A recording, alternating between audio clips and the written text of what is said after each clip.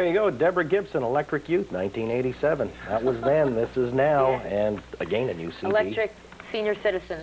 There you have it. Oh, I'm sure. Over the hill.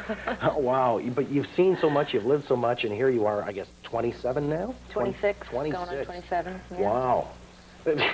Yeah, really. Yeah, 1 foot in the crypt, huh? Just totally burned right out. How did you keep it all into perspective? Your family's very supportive in this regard. Yeah. Your mom, Diane, is your manager. Your dad actually built a recording studio in the basement? Yeah, I mean, the whole family always pitched in from the time I was 5 years old and saying, please take me on auditions for Broadway shows, and they would like juggle their schedules around. And you know, my family has kept me sane, though. Really? Not any tyrannical stage mother in the background? Oh, my God, no. In fact, when I used to... Have you seen a mother around? Have you even noticed her presence? She's somewhere in the back, dude, I thought she was back there with the short and knobby knees, but that's Eric, our sound guy.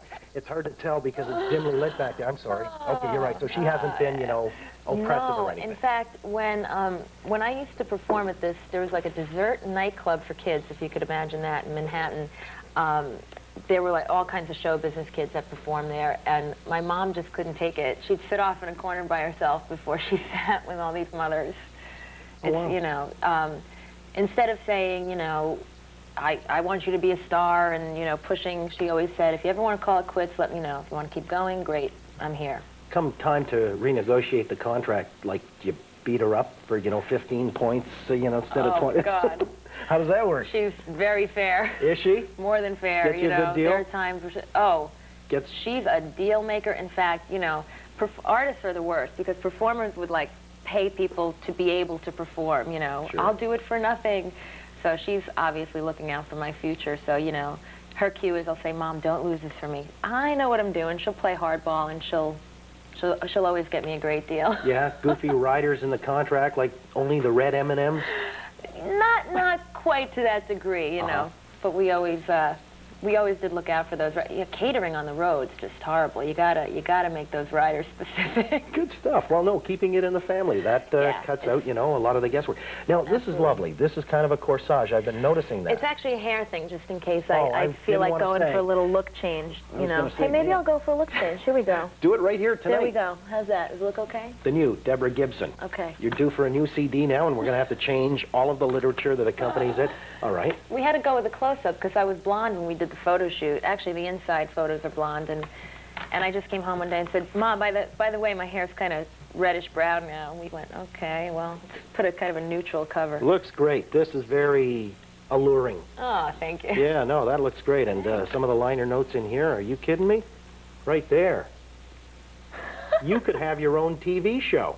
I know that's something that we're going to talk about that here in a second. Let's start with Hamilton, Ontario. Fabio, hello. You're live on Life for Deborah Gibson. Hi, how you doing tonight? Oh, how are you? Oh, pretty good. I had a question and a comment. Well, first of all, I'd like to say that I'm a big fan of yours. Thank you. Been a big fan for quite a long time. Getting a little tongue-tied now.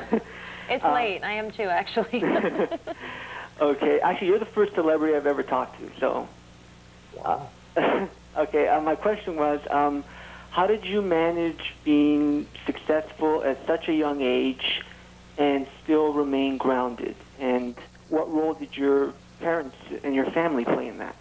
That's a good question because, you know, you kind of have to, in a way, work on staying sane and grounded because there are plenty of opportunities to just get swept away, as we read about all the time. Unfortunately, it's not always press-worthy to kind of have stayed grounded, you know.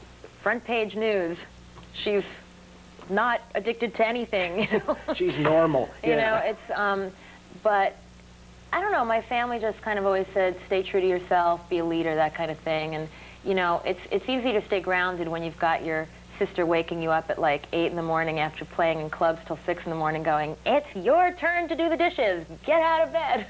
You're kidding me. You got a #1 hit record, 5 million copies, and she's making you do the dishes? You know, your friends and your family just don't care. Oh, They man. don't care. Get a new family and friend. No, I'm just teasing. Fabio, good question. Let's slide out to Etobicoke. And Hayden's turn live on Life for Deborah Gibson. Go ahead, Hayden. Hi. Hi. Hi. I wanted to know how political you were because I heard a rumor that you would be appearing on Politically Incorrect. I am going to be on Politically Incorrect. When is that? I don't know the exact date. It's in a couple of weeks, and I'm on with Bobcat. Help me pronounce his last name. Goldthwait. Right. And Larry Flint. Wow. Now, I'm going to wear my, like, ruby red slippers that day or something and look extra goody-goody, because I think it would be hilarious. I think right around halftime you'll want to click your heels and get back to Kansas, too.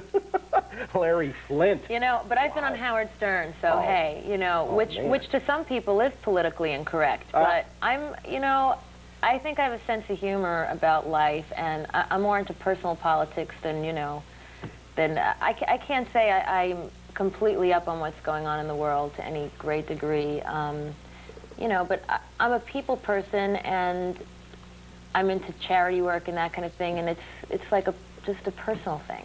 On the 28th of this month, you're in Toronto with the government performing, and that's, you said, I think, Gay Pride? It's Gay Pride Week. Okay, now, again, is that your personal politics getting involved? Yeah, absolutely. I'm into, I'm basically into being very open-minded. I'm from a small suburban town.